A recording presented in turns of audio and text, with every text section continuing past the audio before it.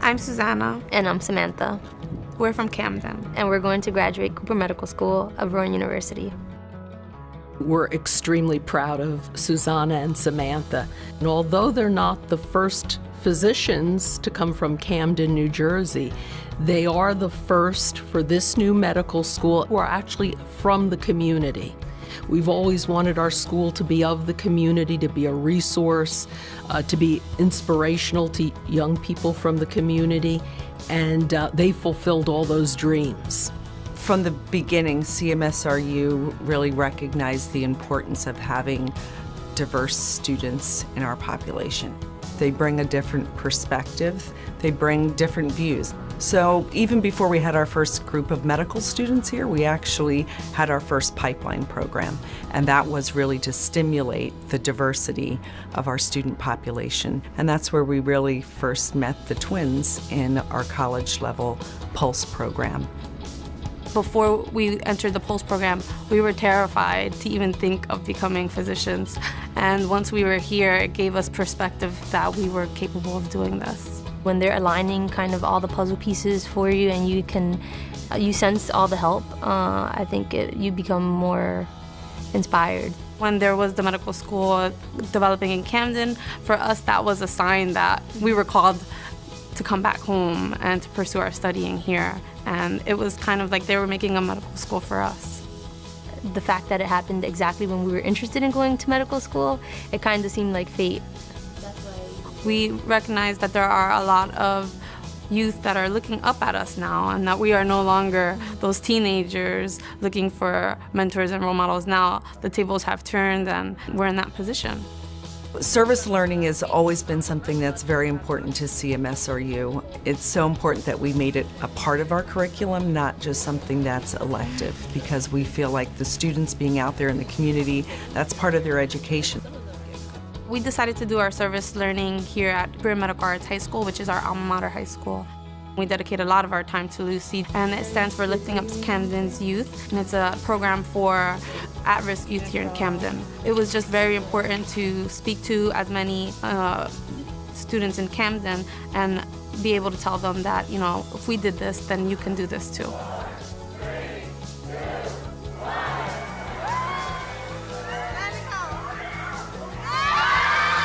Susanna and I recently matched into residency. I'm going to be an OBGYN up at Morristown in Atlantic Health.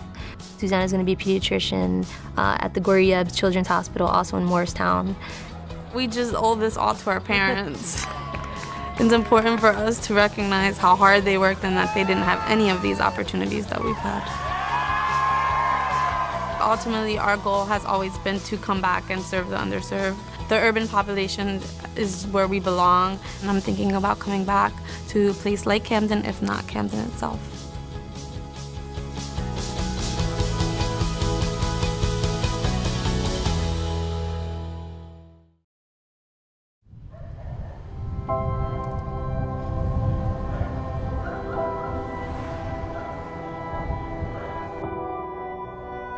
CMSRU is special in the sense that we have, as part of our curriculum, a program where we actually reach out to the people of Camden to give back to their community. So street medicine is a program that we started in an effort to reach out to the homeless populations of Camden and provide basic services to them, whether it be healthcare, whether it be access to social services, or just someone to listen to, someone to talk to, someone to treat them like a human being. So we bring socks, we bring waters, we bring little bits of food, ways that we can connect with them and show them that we really care about what their basic needs are, and then have them open up so they can talk to us about what their medical needs or what other needs they have. So one of the locations that we go to, there are a few people there that we've seen for at least 4 years. So we're gonna go check up on them today. If we see someone who has an issue that we can handle on the spot, we'll do that. We'll clean wounds, and if there's something more emergent, we tell people to go to the hospital. In worst case scenario, we'll call an ambulance. We want people to get to their appointments. And so every appointment that we've made so far for a patient, we have picked them up and we have taken them there and we have waited. And those are some of the best experiences that I've had.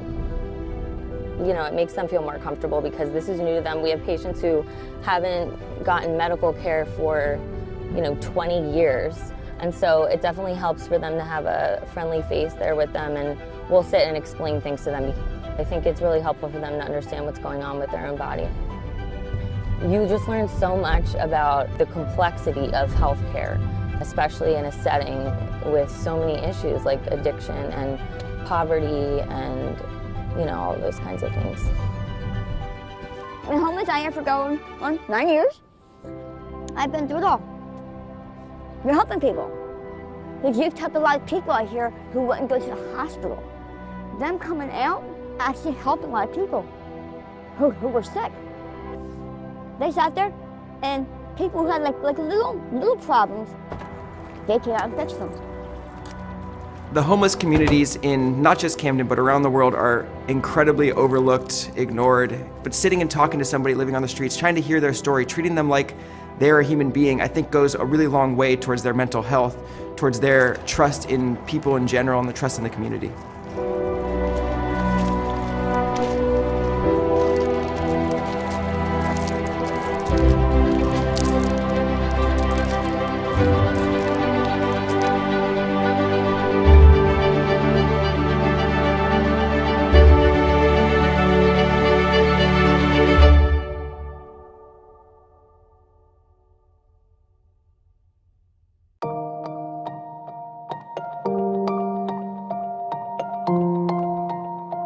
Cooper Medical School of Rowan University is a new school in the state of New Jersey. We've been in existence about 10 years, have graduated 4 classes. We want to prepare the next generation of physicians for the future practice of medicine.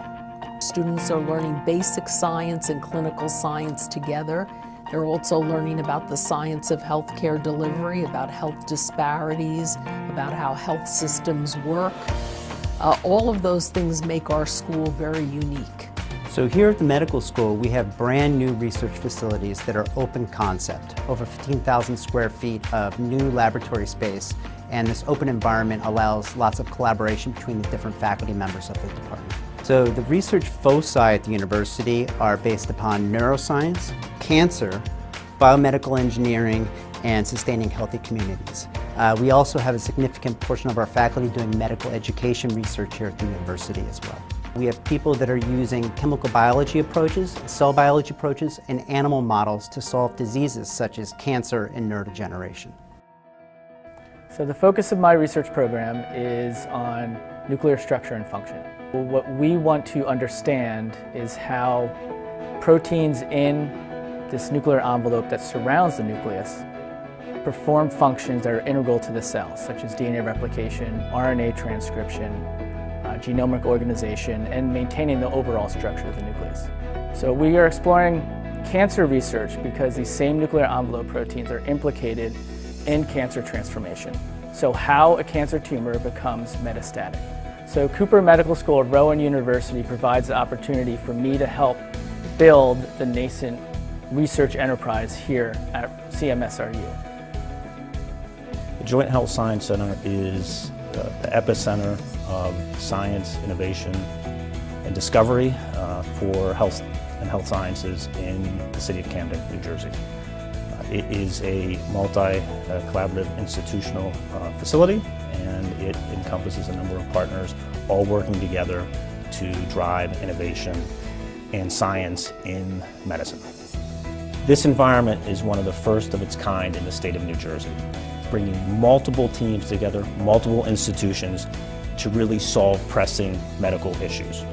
We have state-of-the-art research laboratories, so think our engineers, our scientists, our clinicians all working together to solve pressing problems in medicine. Some examples of our innovative collaboration are studying cancer biology and looking for new treatment strategies for cancer, studying neurodegenerative diseases and creating new vasculatures and studying the transport of molecules within the vasculature, as well as studies dealing with opioid addiction and better strategies to treat that. Opioid overdoses have increased over the past few decades, and the problem is that opioids themselves, such as morphine, are the most effective therapeutics for pain. So my research is focused on trying to find targets that would help alleviate symptoms of opioid dependence and addiction while trying to maintain the pain-relieving effects. So in my lab, I'm going to use several techniques to explore the question about how GPRE3 can alleviate the symptoms of opioid dependence while maintaining its pain-relieving effects. This department gives me great opportunity to get direct feedback on my research, as well as to produce collaborations. CMSRU is also involved in the Camden Opioid Research Initiative, which gives us access to patient information to help expand our research. Here at Cooper Medical School, we also are very fortunate to work within the Camden community. And really one of the main goals of our department and our university is to give back to the local community. And that's one of the central goals of this university. As a new school, we have a lot of energy, a lot of get up and go, and we're willing to think outside the box and forego previous paradigms for new and innovative ways of doing things.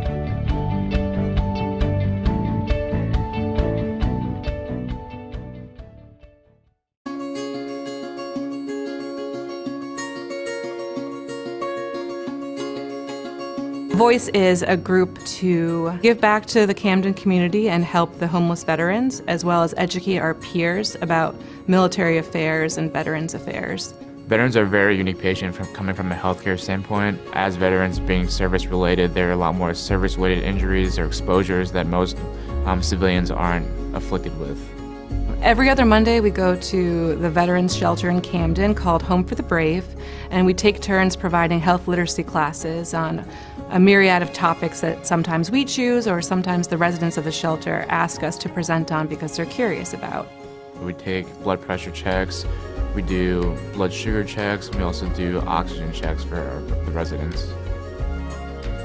It's very fulfilling to help other veterans. Because not only are you helping other people, but it's also helping you feel like you haven't lost all connections with your former life. It's kind of giving back. You know, we're taught in the military to take care of our own, and being able to help our fellow veterans, especially those in need, is very rewarding and fulfilling.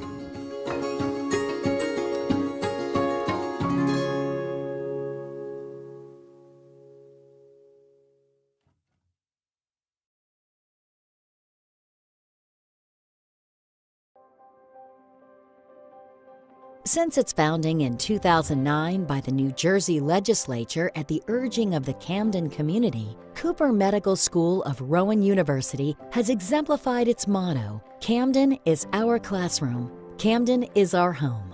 Throughout their education at CMSRU, medical students participate in service learning programs designed in partnership with the community to address community-identified needs like homelessness, food insecurity, child obesity, and poverty.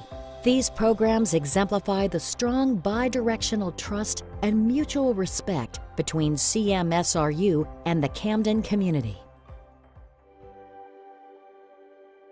It's very important to our school and to our programming that we not just be placed in the community, but be of the community as well.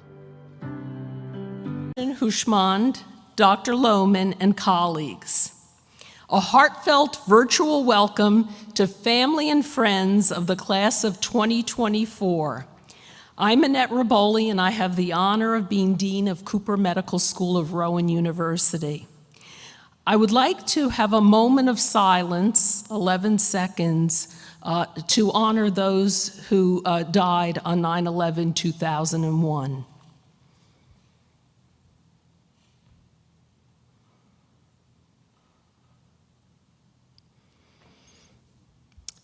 What a happy occasion today is as we gather here in Flieger Concert Hall to welcome our newest junior colleagues into the profession of medicine.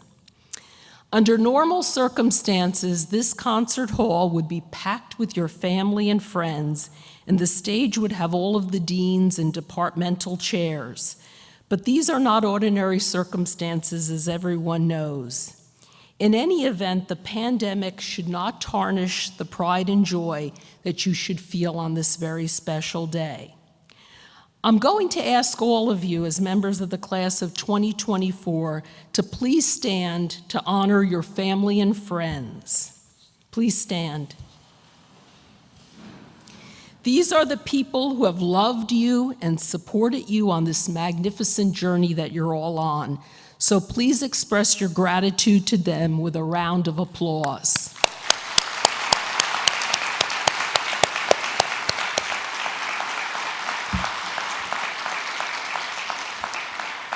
Please be seated.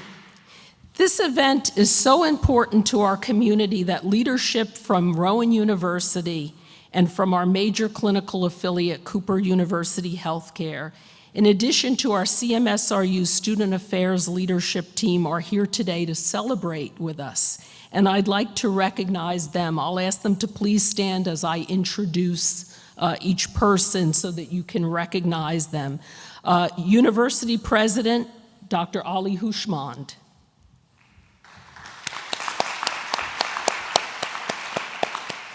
Dr. Anthony Lohman, Provost and Senior Vice President for Academic Affairs.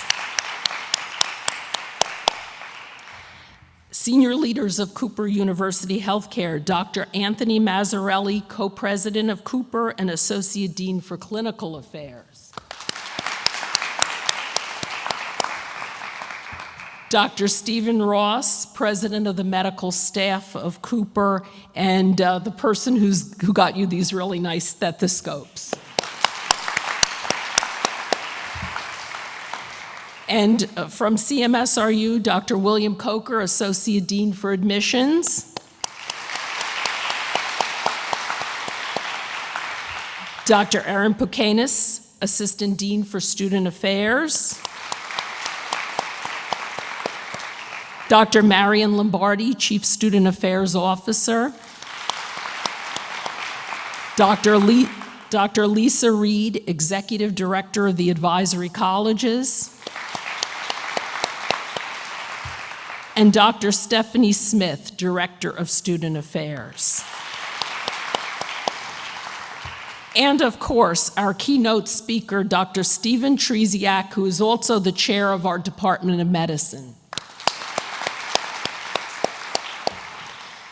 So, class of 2024, today you will do two things that will mark your formal entry into the profession of medicine.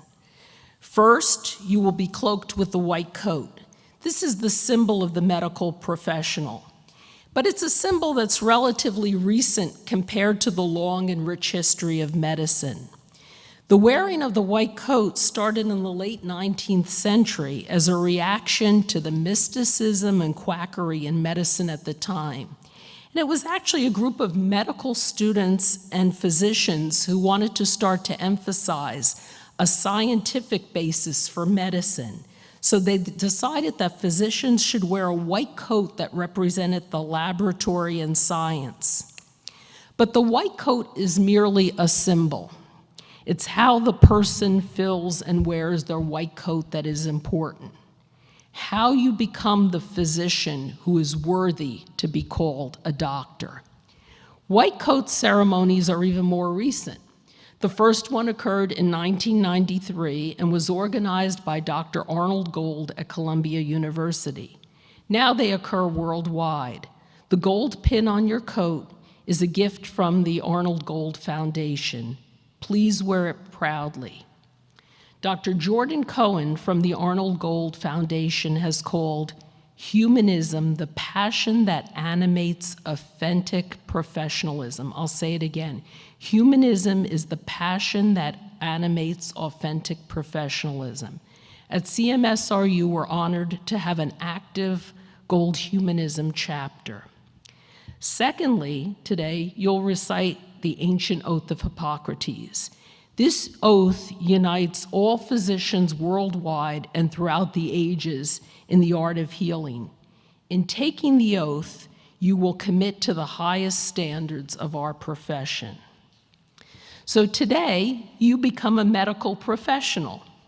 You may ask, what is a medical professional? A medical professional is someone who accepts the responsibilities, the obligations, and the sacrifice that go with the privilege, and indeed it is a privilege to study and practice medicine.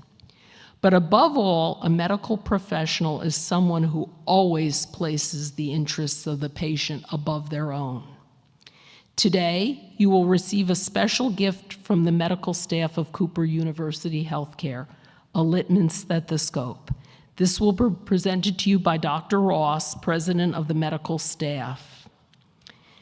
Class of 2024, you were chosen by our Faculty Admissions Committee because they felt that you all had the right stuff. We're a school that is very driven by our mission, and that is to serve our community. To develop you as culturally competent physicians who will be leaders and strong advocates for your patients no matter where you go. You are the future of medicine, and the future of our profession depends on you. Class of 2024, medicine awaits you with open arms. Each of you is a very special person with a very unique role to play. Each of you will need to discover, to develop, and then use your incredible talents and skills in the service of others.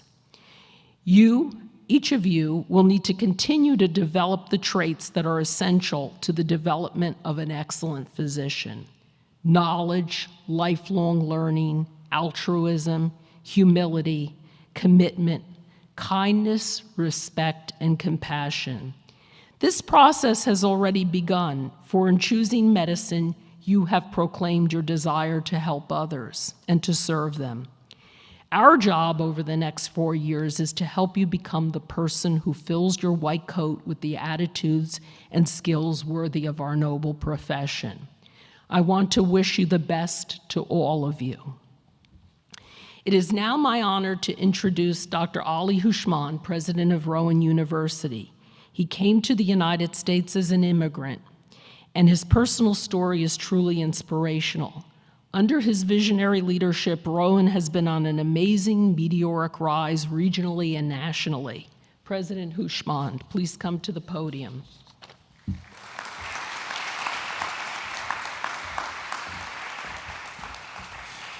Good afternoon, everyone. And on behalf of the entire Rowan community and the Board of Trustees, I would like to congratulate you and tell you how happy I am. After 6 months, I see students in front of me.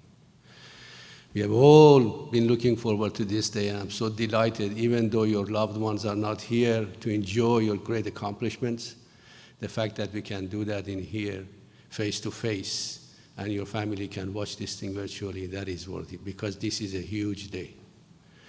And it has become particularly important this year after this pandemic. You are now the most precious assets that this country has, protecting the lives of people. So you are entering a major journey in a great medical school, in a highly selective medical school, in a wonderful town where people really try to do everything they can to help people and to take care of people. And I wish you 4 years of hard work, lack of sleep, not enough time to even take a shower or shave, but the end result of it is going to be amazing. You're going to enter a profession that is so worthy, so wonderful, and every time you put a smile on the face of a patient who gets well as a result of your effort, is worth the entire life of a human being. So congratulations. Oh, by the way, you can take as many pictures as you want, and there really isn't any show in here. It's just celebration of your accomplishment. What you heard was an standard announcement for a production in here. Congratulations and welcome. Thank you.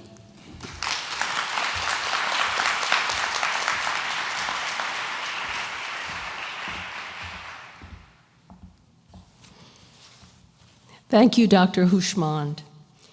It's a pleasure to introduce Dr. Anthony Lohman, Provost and Senior Vice President of Academic Affairs of Rowan University.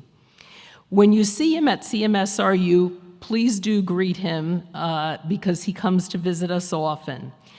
Dr. Lohman is a chemical engineer by training, and he is our academic leader and an accomplished researcher and champion for advancing both areas at Rowan University. Dr. Lohman, please come up.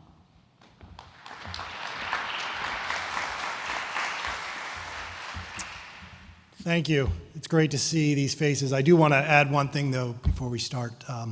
Please find time to take showers. As the academic lead, I don't want to hear complaints from students about that problem in the labs. So, but seriously, I'm tremendously honored here to welcome you, to welcome this class, and to be a part of this. I got to sit here last year and see it, and I was just so overwhelmed with your courage and your dedication to your profession. You know, I think back, maybe why I'm so honored and so much in awe of you is I wanted to be you. I'm not going to say how many years ago, but I wanted to be you. And then the end of my high school senior year, I got selected to go participate in a cadaver training program with medical students at Eastern Virginia Medical School. I grew up down in Virginia. And I was so excited. I was going to be an orthopedic surgeon. I was going to go to med school. I was going to be the first in my family, in my generation, to do so. And I got to the cadaver lab. They talked about everything we were going to see, what we were going to smell, and everything. And the doors opened, and I don't remember anything except being waken up and picked up by my mom. So that should have been a clue, but I started my freshman year, and I was at the University of Virginia, and I went into an auditorium about this size the first day of pre-med, and they said, look right, look left, you know, say goodbye to those people. And of course I said, yeah, say goodbye to those people, because I'm going to be the one that made it. And then I went to give blood, and I fainted at a blood drive. And so they kind of hit me, hey, Tony, you know, you can't see bodies, you can't see needles, and maybe this isn't the right profession for you. But jokes aside, what I learned is, you know, I remember that group of 600-700 students or so that were in that auditorium. And I remembered how much hard work, how much they sacrificed during their college years to get where they were. They were the cream of the crop. They were the best of the best. They showed that dedication. So I see that in the group in front of me, and that's why I say I'm so in awe. So I do want to congratulate you for getting here, and I have no doubt that you'll put in the work and effort. Also, I think, as Dr. Hushman said, in the pandemic, your profession is finally getting that recognition again that it should. You are the heroes. You know, you see everything that's going on, and you're willing to continue to put that sacrifice forward. So I'm in awe of you as the provost and head of academic affairs. I'm here for you during your next 4 years of your journey to support you in any way I can. So welcome, and best of luck to all of you.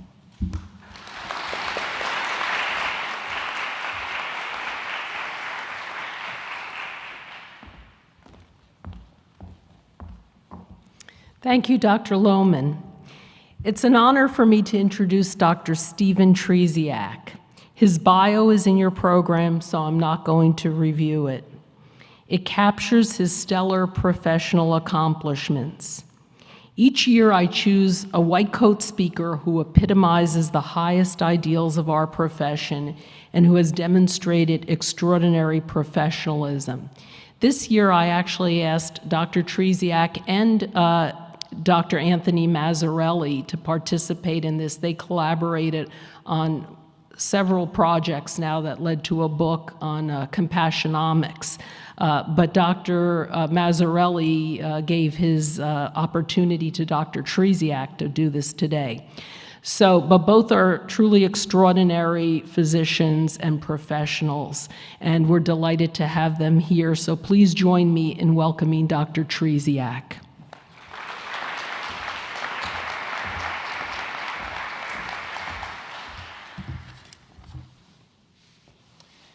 Thank you, Dean Raboli, President Hushman, Dr. Lohman, faculty and students. I thank you for this honor of sharing in this ceremony to induct our newest class into the family of medicine. Class of 2024, I start by congratulating you. You've worked hard, you've sacrificed, you deserve to be here. Dr. Coker and his admissions committee are experts in determining who has what it takes, and they have hand-picked the 111 of you from 6,000 applicants. You're here not only because of your academic record, you're here because your altruism, integrity, resiliency, and compassion fit the ethos of our school. Of course, none of you have gotten here alone. You stand on the shoulders of those who have loved you and supported you along the way. So we also honor your families and all of those people who have made this moment possible. We're very grateful for them, and I know that they're very proud of you. Shortly, you will receive your white coats. It formally marks your entry into the medical profession. Leading up to medical school, your studies and your preparation, it's been largely about you, your achievements and your accolades. But when you put on the white coat, everything changes. It becomes all about the primacy of the patient. The white coat isn't just a uniform. It's a responsibility. A responsibility to serve. Serving others is central to what our school is all about. It's a principle that defines us. Our school is lauded for its award-winning commitment to serving the community. So you've come to a truly special school. CMSRU is a school with a soul, a school that not only values the academic rigor of the science of medicine, but also values humanism that brings meaning to medicine. In the next 4 years, we'll not only teach you how to treat patients, we'll also teach you how to take care of patients. A cornerstone of taking care of patients is compassion. Compassion is defined as an emotional response to another's pain or suffering involving an authentic desire to help. It's different from a closely related term, empathy. Empathy is the detecting, sensing, feeling, and understanding another's pain or suffering. But compassion goes beyond that because it involves taking action. Empathy is vital because if we don't sense, detect, understand another person's pain or suffering, we'll miss it entirely. We'll never be motivated to take action with compassion. So empathy is a necessary antecedent for compassion. Simply stated, empathy plus action equals compassion. A couple of years ago, Dr. Anthony Mazzarelli and I had a question and a hypothesis. The question was this: does compassion really matter? Now, you may say, of course compassion matters. It's essential for the art of medicine, and of course I agree. But is compassion just in the art of medicine, or are there also evidence-based effects belonging in the science of medicine? And what is the evidence? Our hypothesis was this: compassion matters for patients, for patient care, and for those who care for patients. We hypothesize that compassion doesn't matter just in meaningful ways, but also in measurable ways. So the first step in testing any hypothesis is to evaluate the current state of the evidence. For example, with systematic review, we evaluated more than 1,000 scientific abstracts, more than 280 original science research papers. What we describe in our book, Compassionomics, is not what we think or what we believe, but rather it is what we found in a journey through the evidence. Now, let me assure you that I don't have any magical thinking about compassion. The most important determinant of clinical outcome is clinical excellence. I'll say that again. The most important determinant of clinical outcome is clinical excellence. If you're a physician who prescribes the wrong medication, or a surgeon who has a major technical error, there's no amount of compassion that's going to undo that.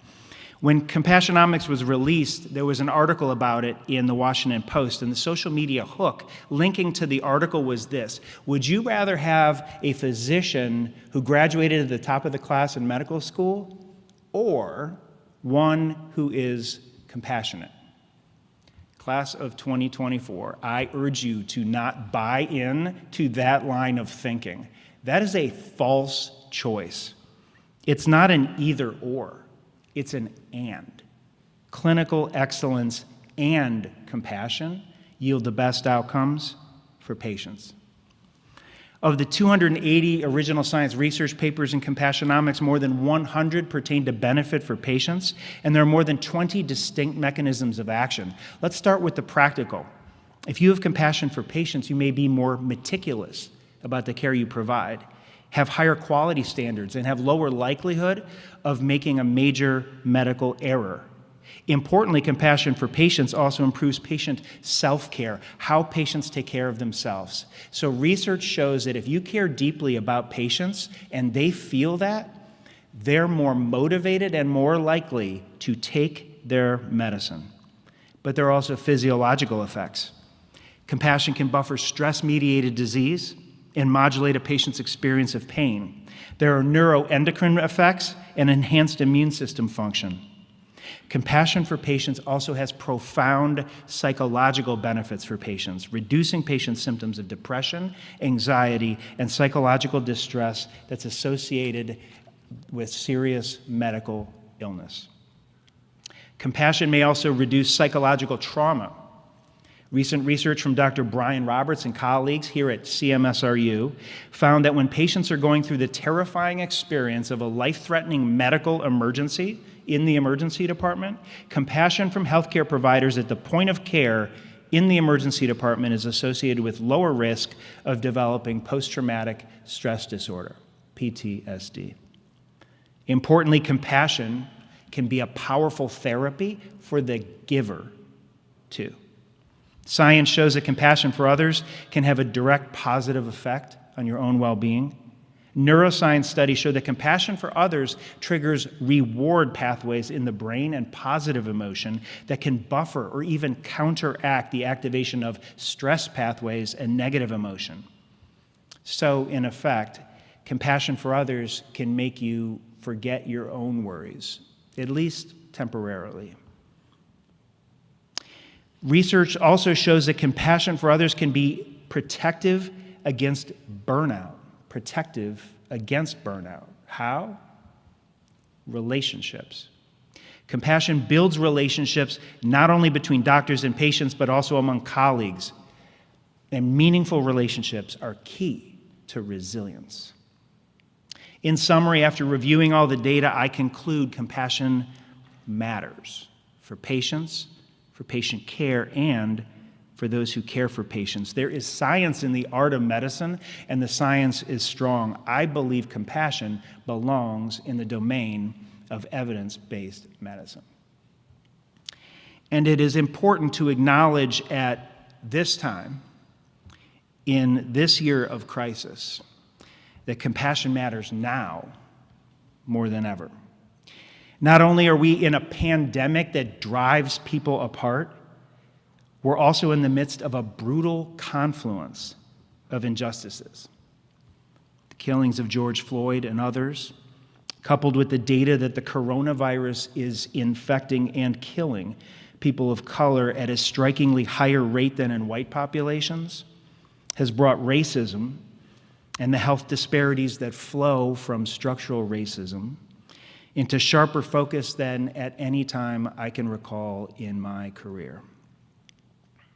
I said that empathy is a necessary antecedent for compassion, but I believe there's also a necessary antecedent for empathy, and that is fully seeing another's humanity. Without fully seeing another's humanity, empathy fails and compassion fails as well. Racism involves a failure to see our shared humanity. When we witness the brutal data of health disparities, including the disparities of COVID-19, we witness the effects of a systemic institutional failure to fully see our shared humanity. We must do better. Today, as you formally begin your medical education, it's important to realize change is possible. Research shows that empathy and compassion can, in fact, be developed. I admit that I used to think that people were either wired for compassion or they're not. But the preponderance of evidence in the scientific literature shows otherwise. A recently published systematic review of the evidence conducted by Dr. Sundip Patel and colleagues at CMSRU found that 54 studies have tested programs to enhance empathy and compassion among physicians, and 75% of those studies were successful in increasing physicians' compassionate behaviors, including assessments from the patient perspective. So compassion is largely a skill, not a trait. And if it's a skill, we can all get better. But we have to believe that we can. Researchers from Stanford University have found that a growth mindset is essential. People who have a fixed mindset, believing that compassion is a trait rather than a skill, won't believe they can get better, and as a result, they won't even try. On the contrary, these researchers found that people who have a growth mindset, believing that compassion is a skill that they can improve on, will put in the work and will grow in their compassionate behaviors. This is good news indeed, because personally, I am well aware of the fact that I have a long way to go and I am a work in progress. But I see it now. And as a result, I'm working hard to get better at compassion every day. Thankfully, science shows that I can. And now, class of 2024, I challenge you. Over the next 4 years, I challenge you to not only grow in your knowledge of science, but also to grow in your compassion for others. In closing, I want to talk about finding fulfillment. You all are so talented. You could have done anything with your career and found success in any profession, in any field. If you just graduated from college, then you likely recently heard messages from college commencement speeches, and they often go something like this: find your passion, chase your dream, pursue your happiness. Your passion, your dreams, your happiness. The problem with that mindset is that it's all about you. And it would lead you to a life focused on serving yourself. But you, class of 2024, you heard a different call. A call to serve others. And that's why you're here today. Research shows that the way to fulfillment is not in serving yourself. In fact, the evidence-based way to finding fulfillment is this: find the greatest need that you possibly can, and then go fill that need. Find a need that's much bigger and more important than you are, and then dedicate the rest of your life to it in service to others. That is what the research shows. That is how you will find your true fulfillment. Let this white coat you're about to receive be your cloak of compassion, your ever-present reminder of the responsibility to serve, and the beginning of finding your true fulfillment. Thank you.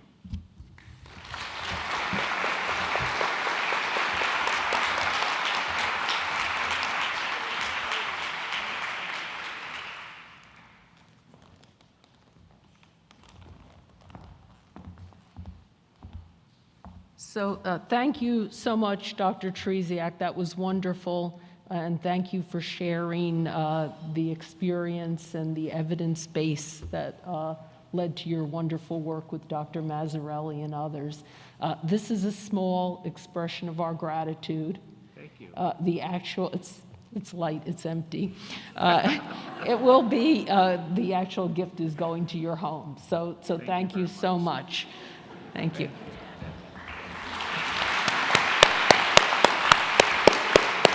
I'd like to now turn the program over to Assistant Dean for Student Affairs, Dr. Erin Pukanis.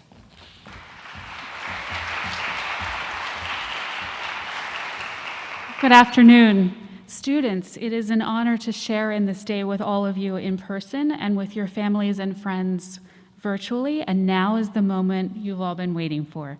In a few minutes, each of you will be called to the stage where you will don your white coat for the first time. You will also receive a very special gift, as we've mentioned, your Lippmann cardiology stethoscope, a very nice stethoscope, from the medical staff of Cooper University Healthcare. Please join me in thanking Dr. Stephen Ross, President of the Medical Staff at Cooper University Healthcare, for this generous gift.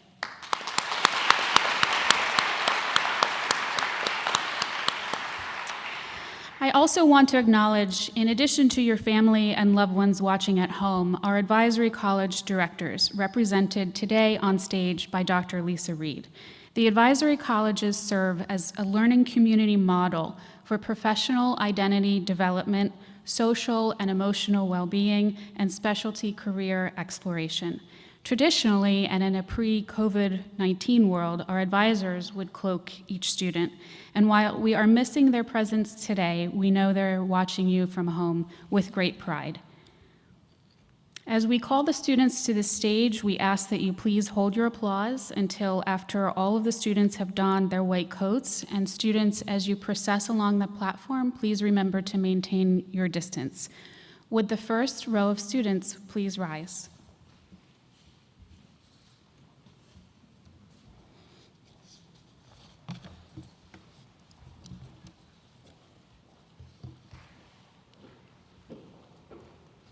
Dr. Ross, you may proceed to your station, please.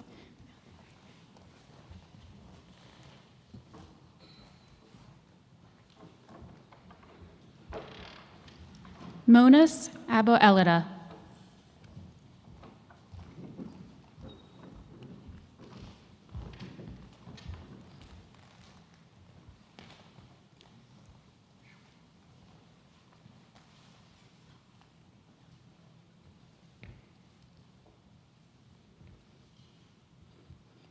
Mary Ann Adekunle.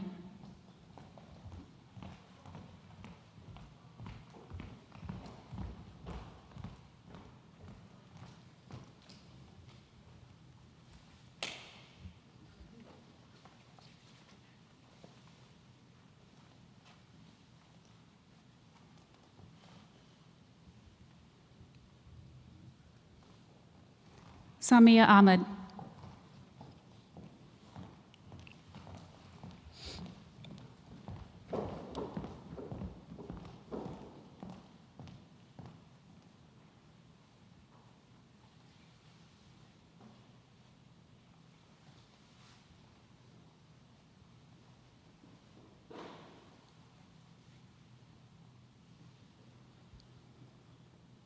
Ashley Amundsen.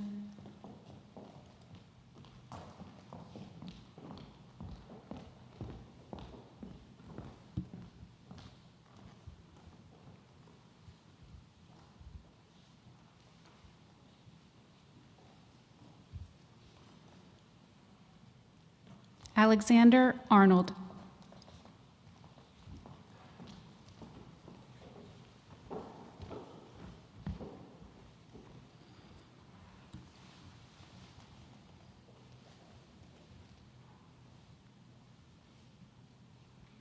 Boladale Asheru.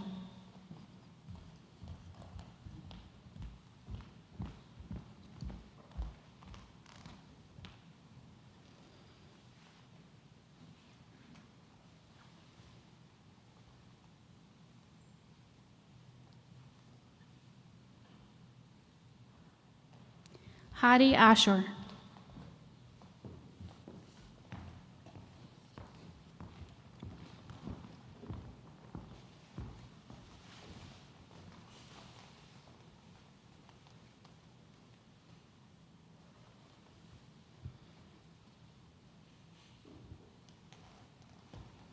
Abigail Baldwin Leclerc.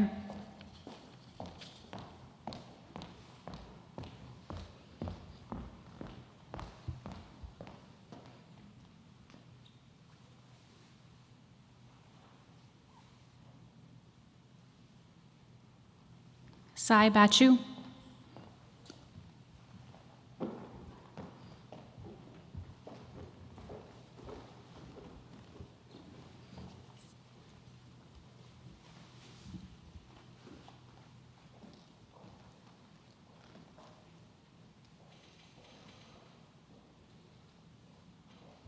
Julia Bate.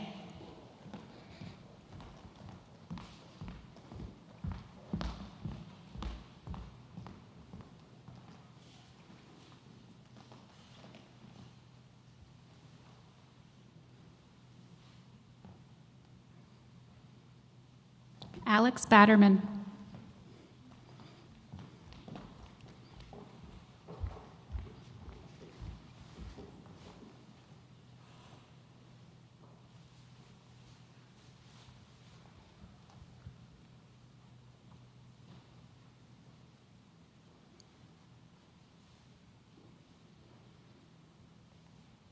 Brian Begley.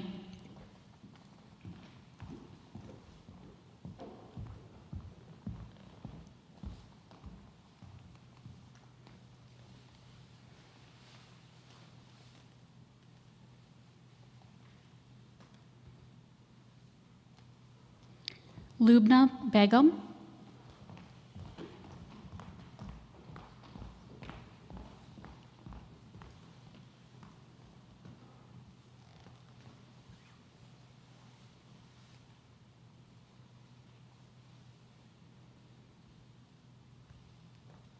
William Benedict.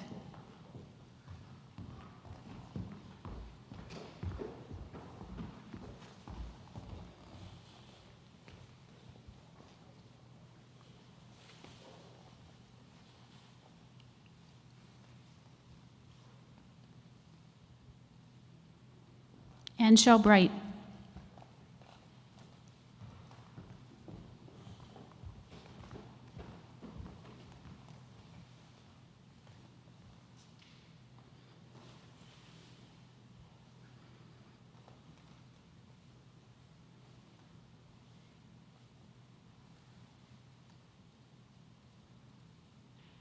Miriam Butler.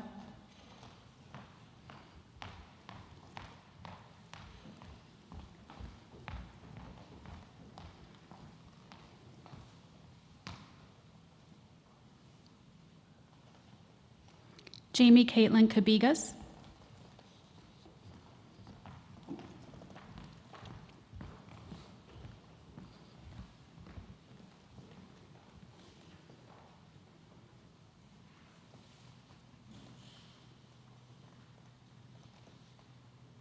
Catherine Cernelia.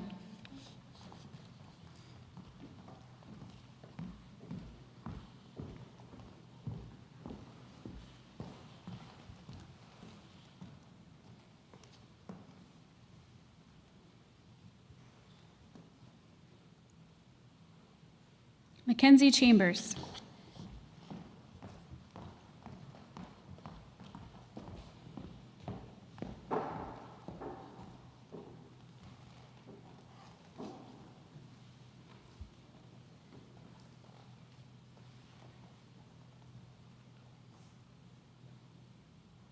Sahas Chandragiri.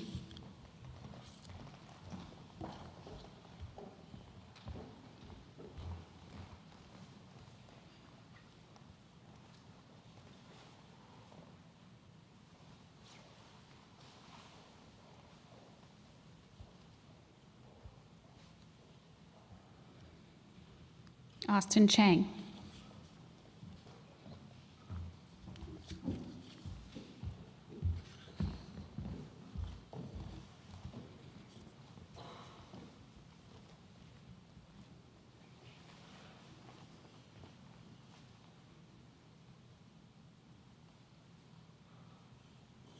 Zarina Chaudhry.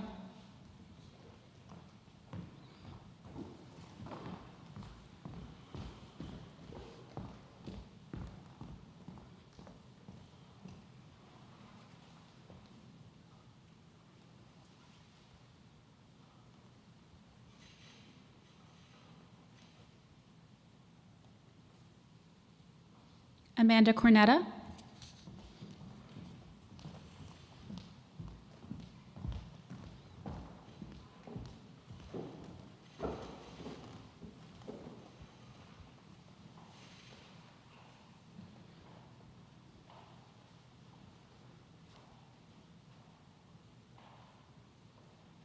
Caitlin Corrigan.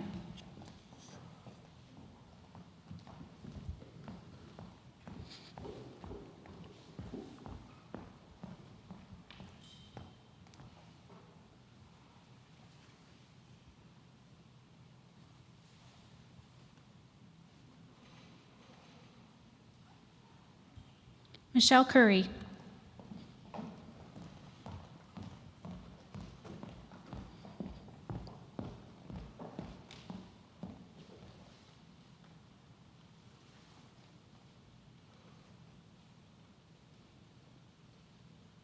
Michael Curry.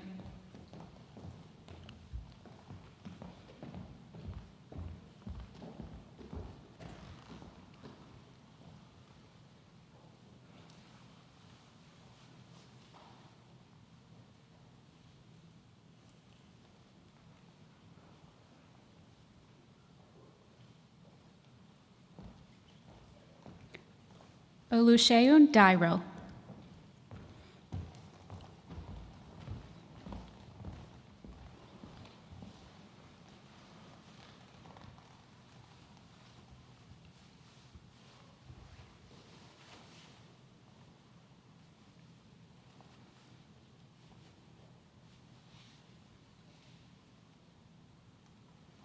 Saeed Daniel.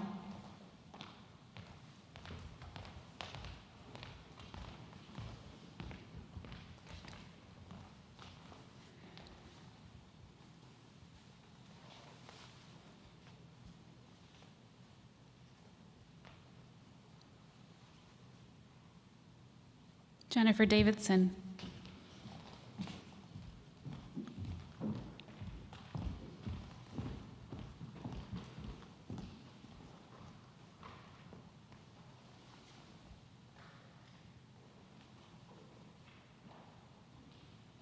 Erica DeCecco.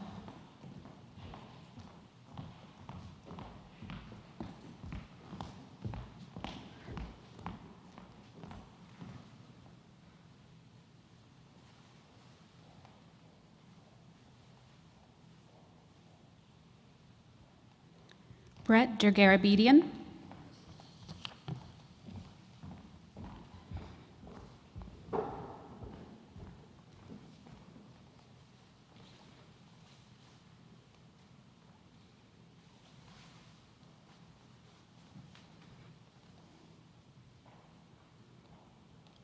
Kartik Devgan.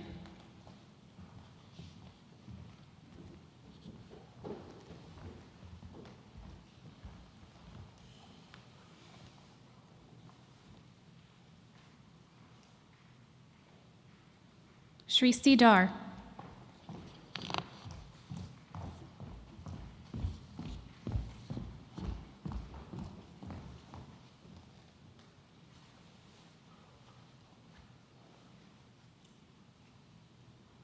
Arul Dagampudi.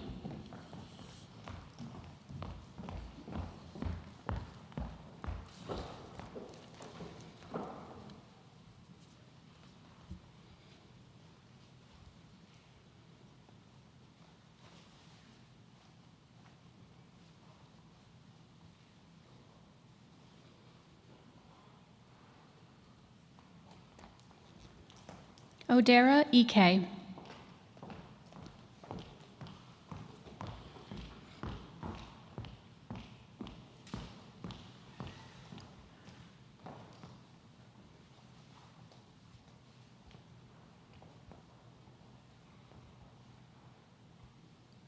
Salma Okoli.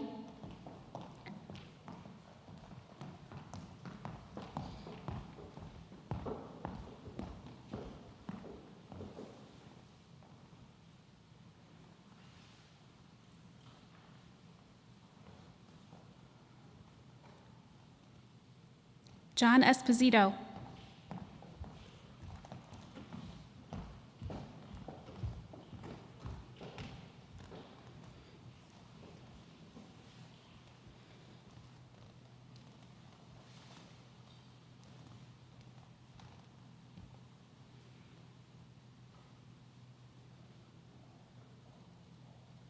Miranda Flamholtz.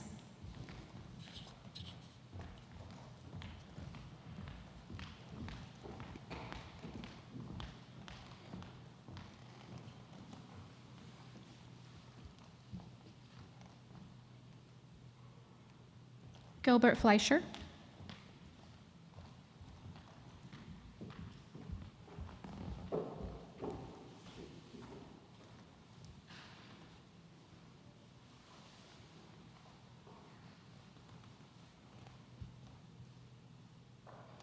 Adam Friedman.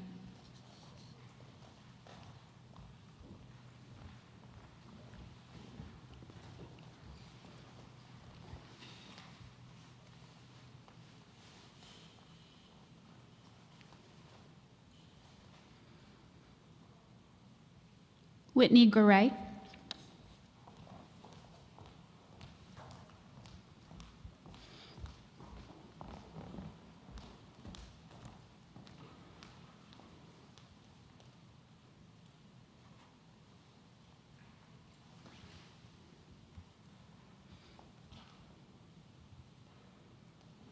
Ryan Jaraputo.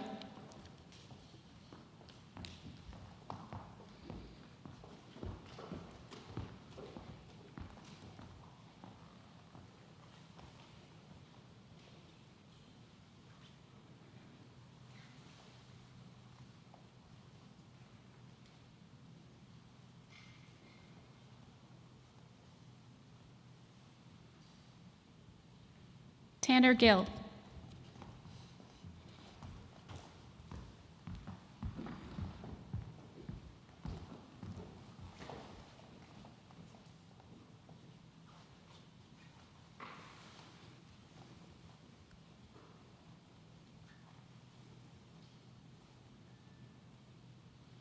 Briar Rose Ginn.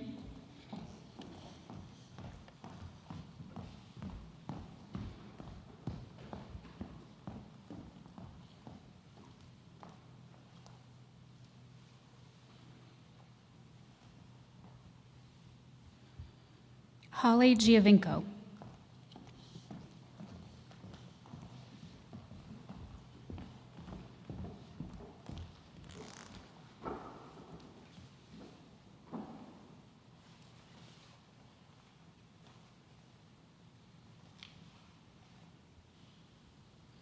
Alana Goldberg.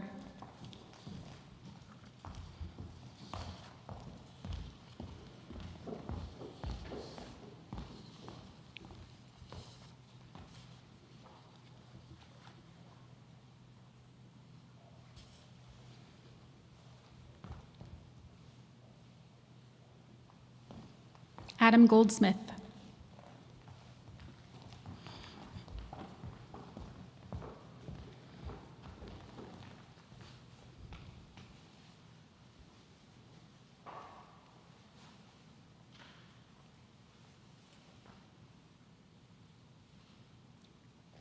Shanika Habib.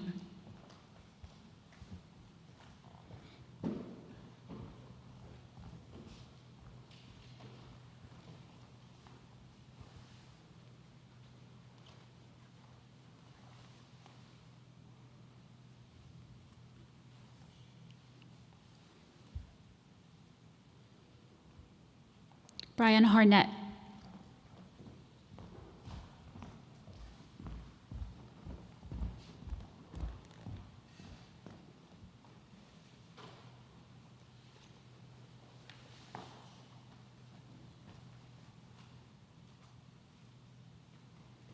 Owen Henry.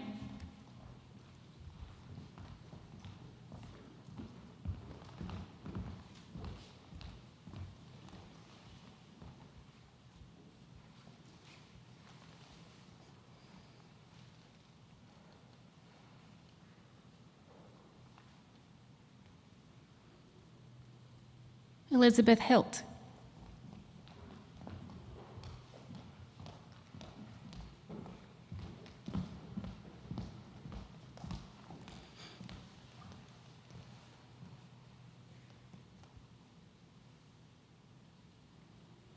Jennifer Hopkins.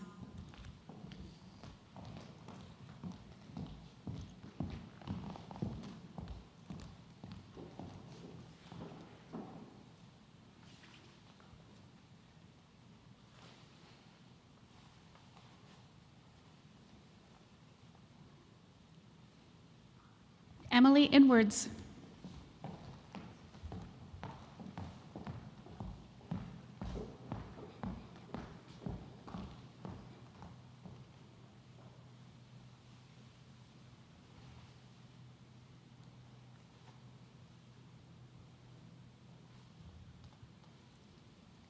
Aditya Joshi.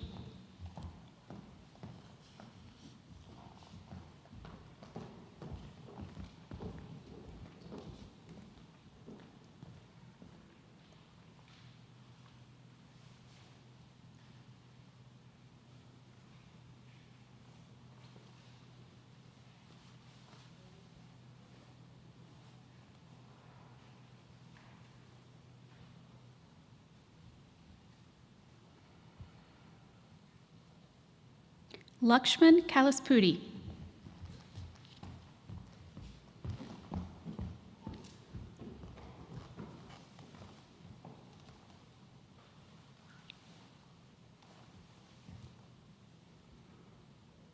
Jagathi Kaluru.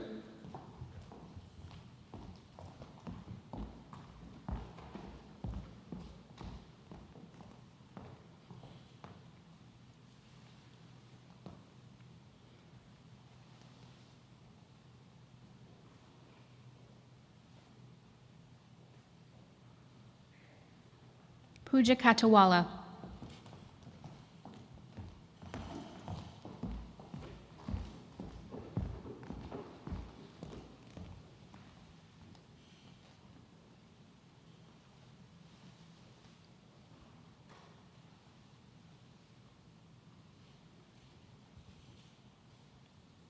Soo Jung Kim.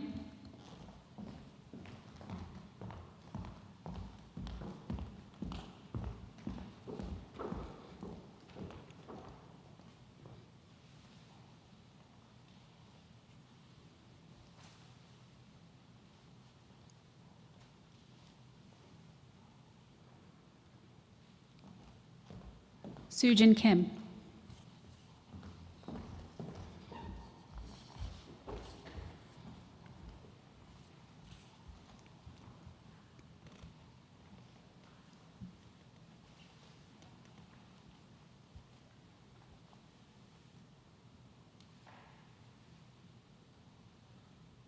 Manisha Kaneru.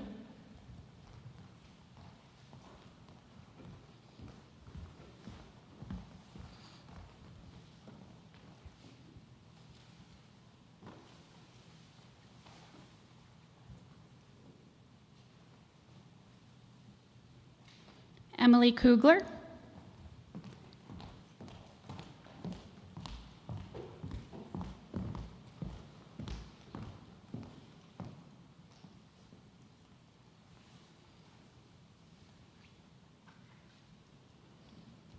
Jenna Kowinski.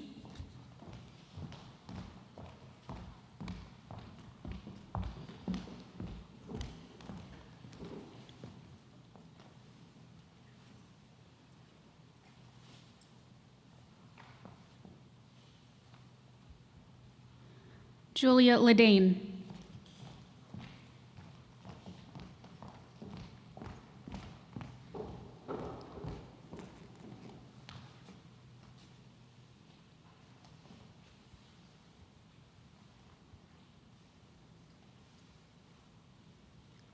Nicholas Libraro.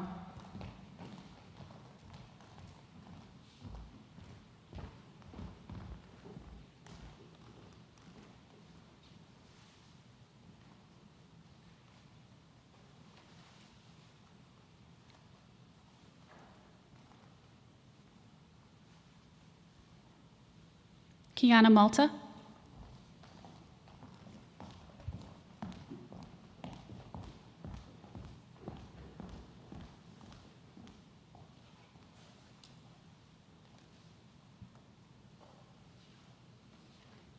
Lauren Matlick.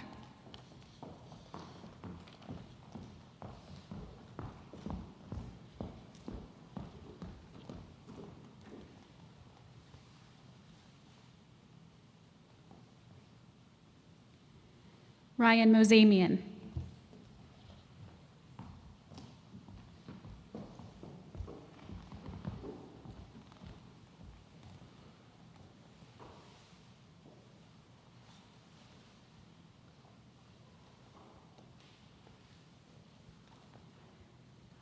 Aliyah Muhammad.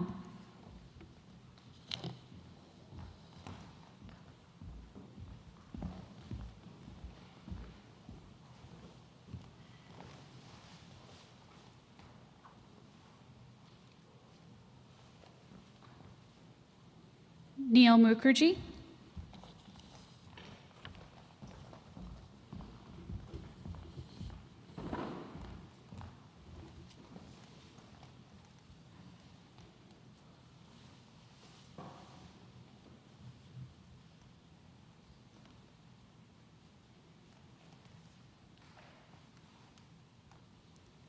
Tahir Musavi.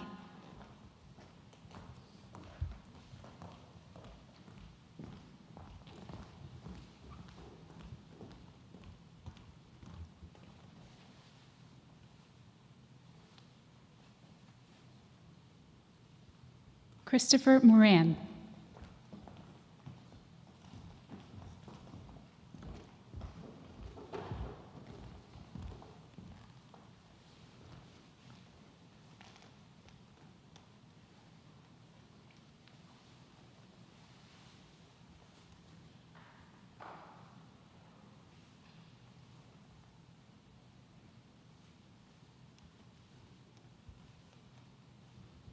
Natalie Morris.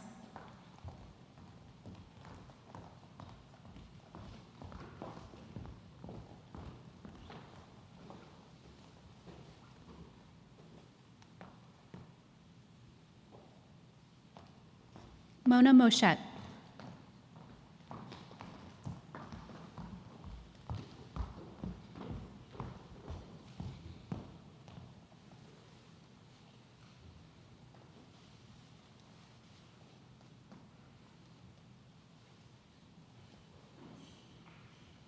Connor Mott.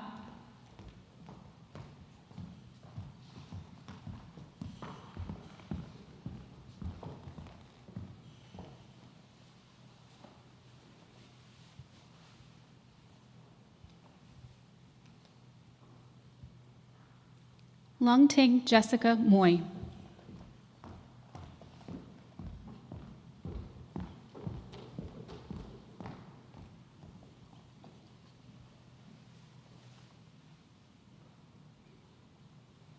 Sushni Mukamala.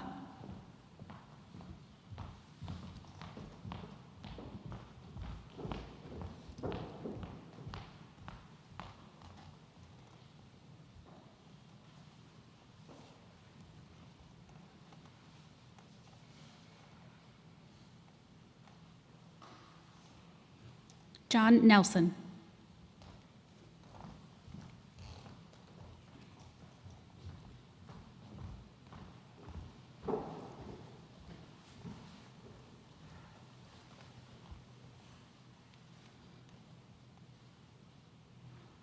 Justin Nguyen.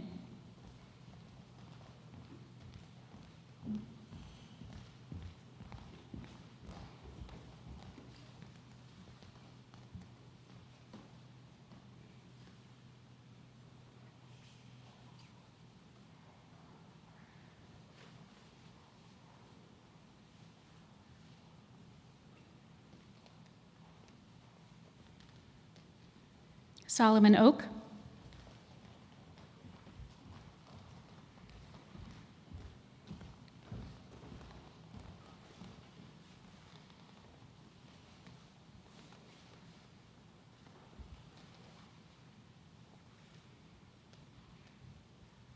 Andrew Ordilly.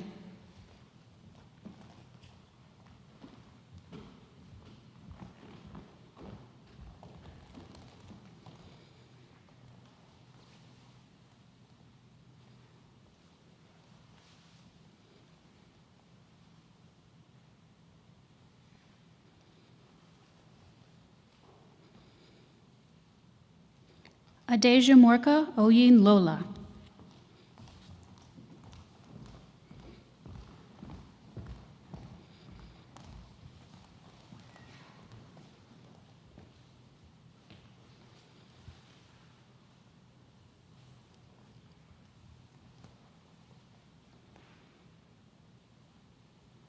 Pearl Parker.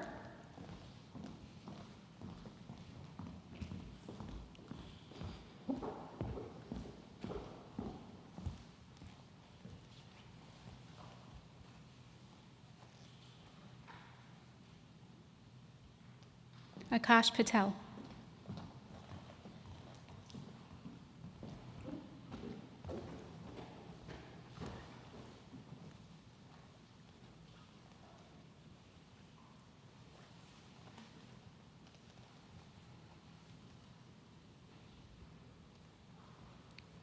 Karan Patel.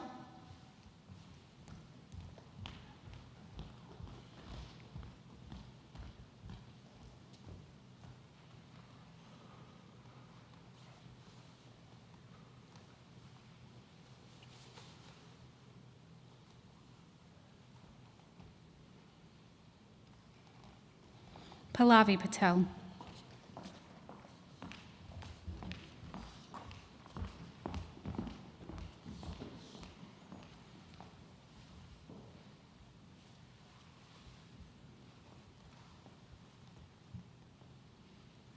Alejandro Paz.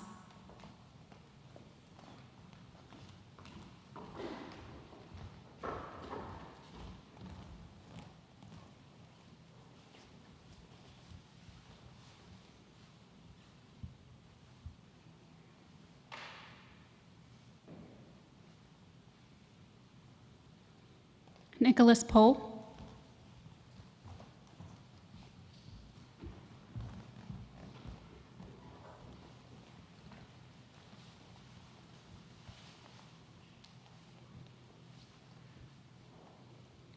Shivani Rowe.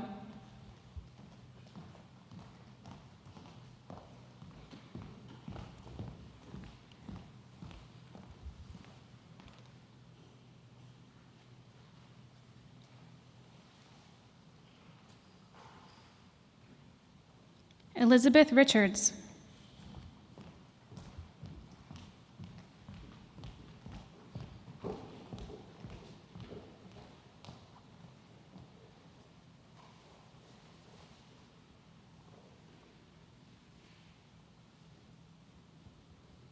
Benjamin Sanders.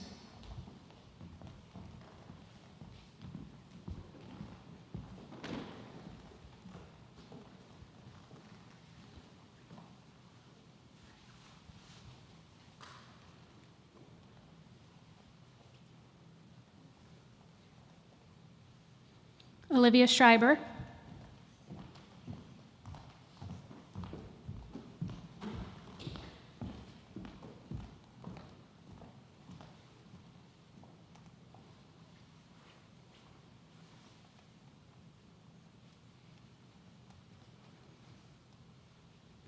Shania Shah.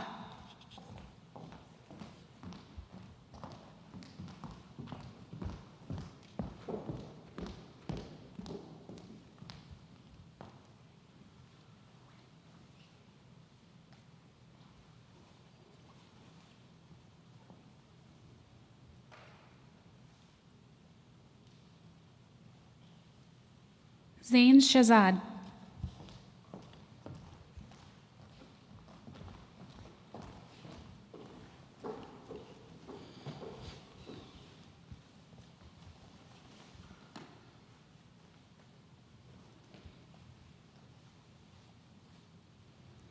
Arasheth.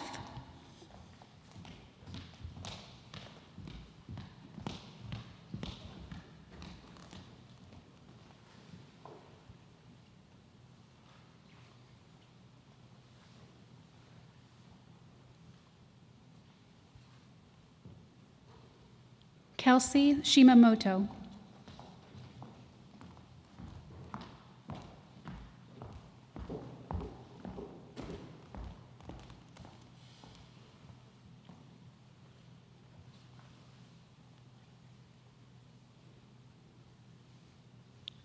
Ji Young Shin.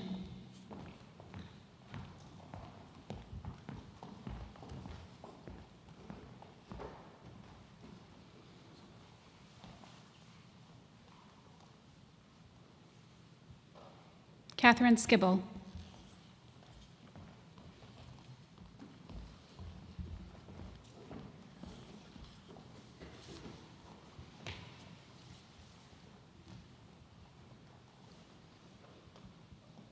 Caitlin Strachan.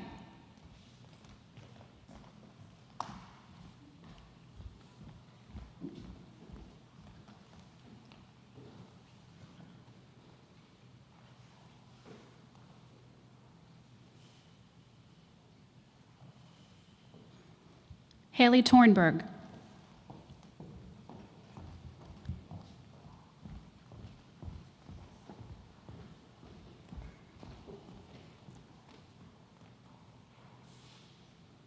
Justin Ungerleider.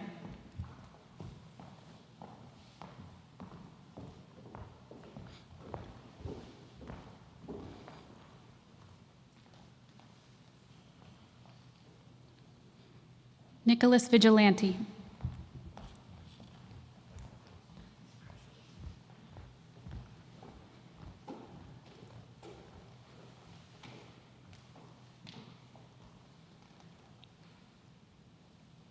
Madeline Wara.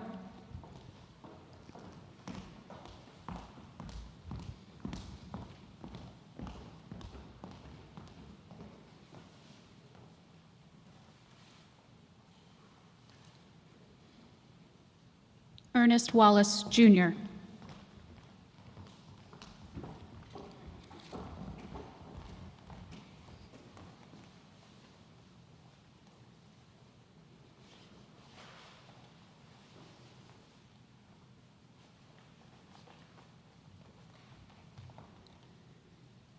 Sherry Wang.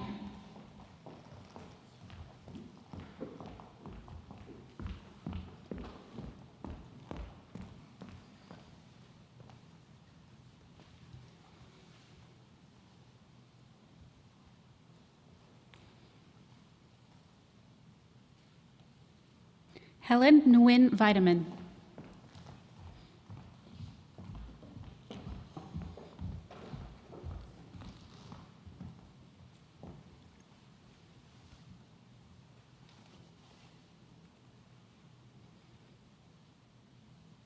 Jared Wolf.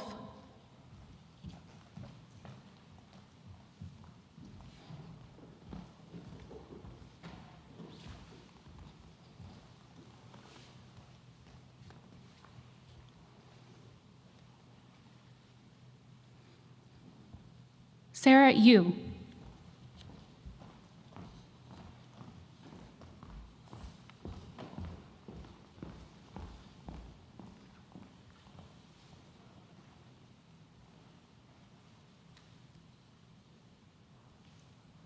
Alex Zhang.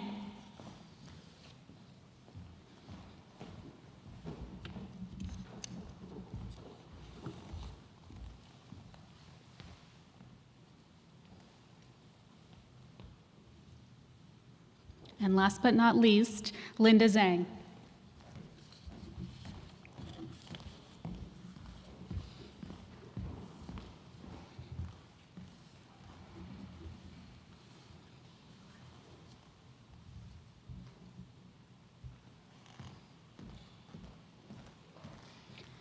Please join me in congratulating the class of 2024.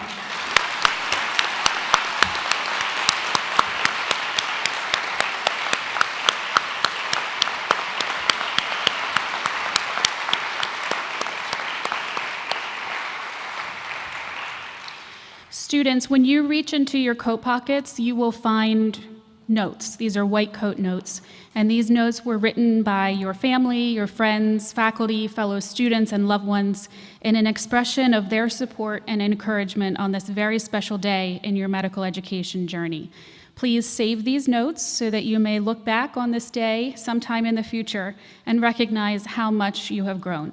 At this time, I would like to introduce Dr. William Coker, Associate Dean for Admissions, who will be leading us in the recitation of the Hippocratic Oath. Dr. Coker.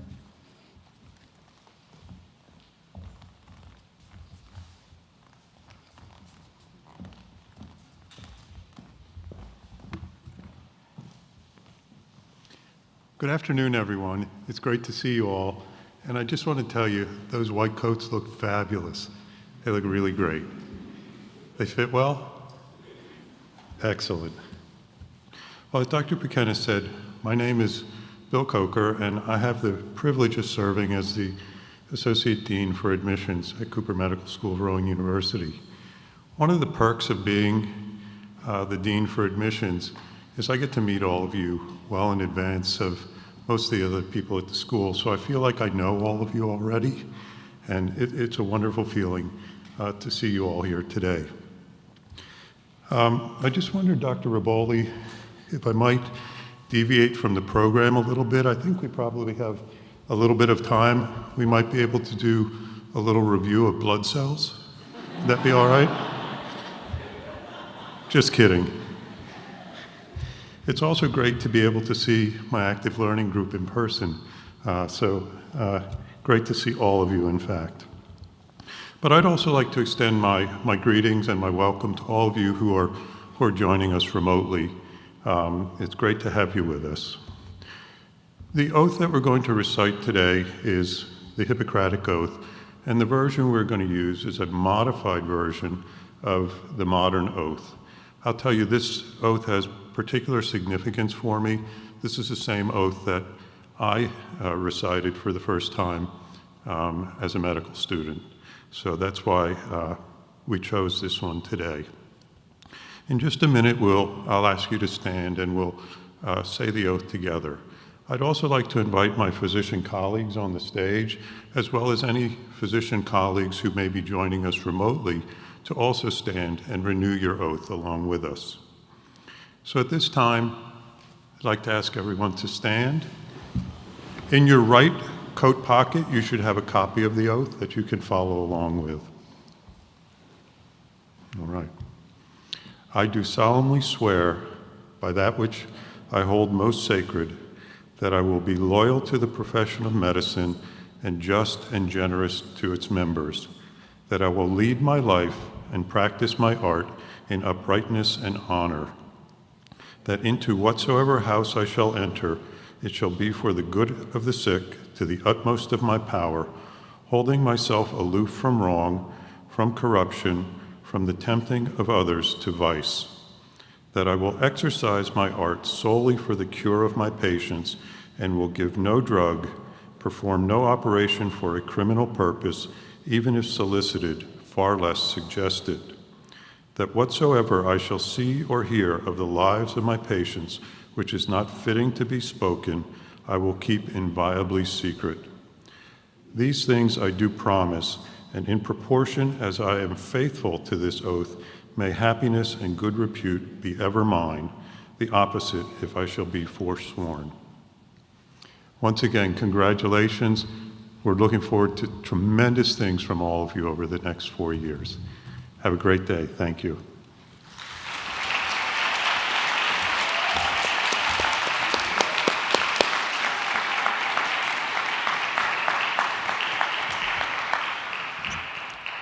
This concludes our official program. I'd like to start, though, by expressing gratitude to a number of individuals.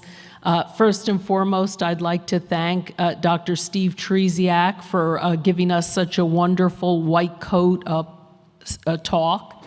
Dr. Tresiak.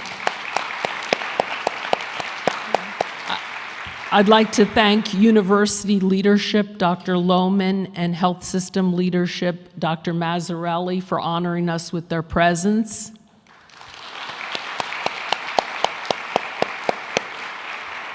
A hearty thank you to Dr. Ross and the medical staff for those wonderful stethoscopes. Soon you'll learn to use them. And last but not least, I'd like to thank Dr. Pucanis, Dr. Lombardi, Sharon Clark, and their team who are here for doing all the real work to make this day possible. So let's thank them.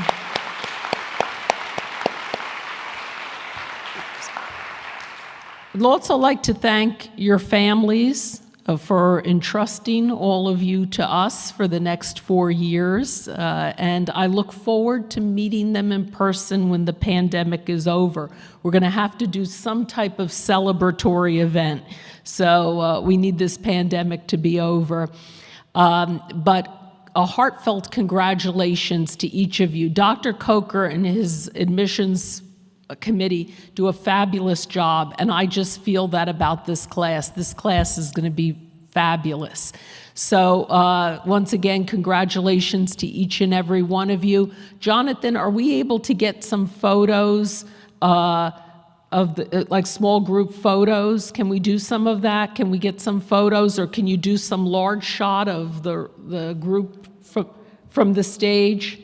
You know, I wish you a great evening. I know several of you have plans with your family and friends. So thank you all. Students, why don't you all stay in your spots? And I'll ask Dr. Lohman, Dr. Tresiak, well, why don't we try to do something where we kind of line up along the